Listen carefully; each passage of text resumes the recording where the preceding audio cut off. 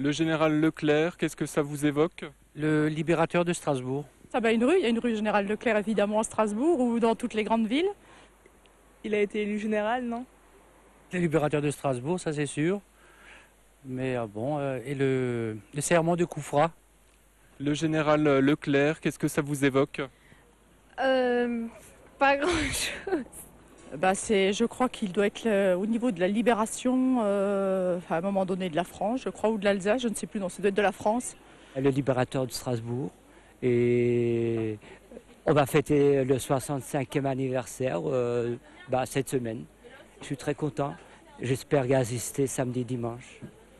Nous ne sommes bien sûr pas dans cette rue par hasard. Le 23 novembre 1944 à 9h45, une colonne de la division blindée, de la 2e division blindée, entre dans Strasbourg par la porte de Pierre. Léon Strauss, historien et co-auteur de l'ouvrage collectif L'Alsace, une grande encyclopédie des années de guerre aux éditions de la Duée Bleue, nous raconte. Elle va jouer un rôle essentiel puisque c'est la première formation alliée qui pénètre dans Paris le 25 août 1944.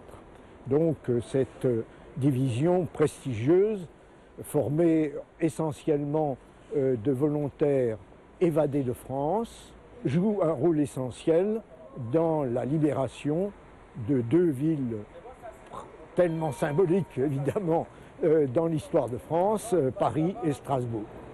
La libération de Strasbourg intervient de façon vraiment étonnante.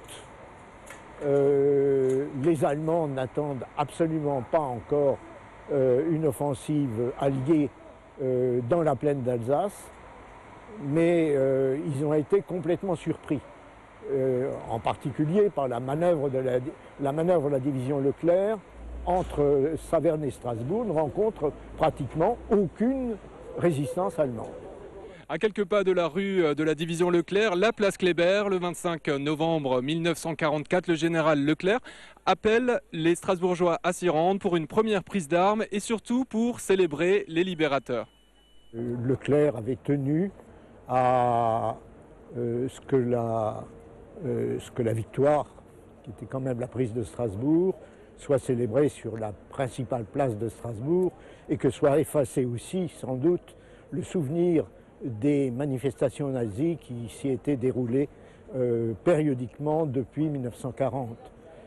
Je rappelle que le monument de Kléber avait été supprimé par les nazis, que le tombeau de Kléber qui se trouve sous le monument, le cercueil de Kléber, avait été transféré au cimetière militaire de Cronenbourg. Nous nous trouvons maintenant sur la place Broglie où se trouve bien évidemment la statue de bronze du général Leclerc, mais cette place est aussi symbolique de la libération de la ville de Strasbourg pour d'autres raisons. Cette place Broglie, qui était devenue l'Adolf Hitler Platz en 1940, est quand même un lieu très symbolique, très important, puisque c'est le lieu où se manifeste la souveraineté française et la légalité républicaine. C'est là, en effet, l'hôtel de ville d'abord, où siégeait l'Oberbourgmeister nazi, Robert Ernst, qui est remplacé dès le lendemain de la libération par un maire provisoire, M. Federlin, conseiller municipal élu en 1935 et auquel le maire de Strasbourg, en quittant la ville en 1940, avait donné une espèce de délégation.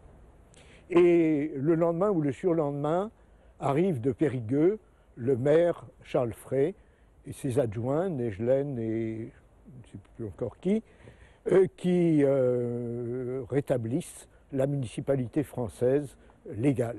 Et derrière nous, le monument du général Leclerc, mort en service commandé en Afrique du Nord en 1947, monument qui rappelle le serment qu'il avait prononcé en mars 1941, quand il avait pris à la tête de sa petite colonne de 400 soldats français venus du Tchad, l'oasis de Koufra dans le sud de la Libye.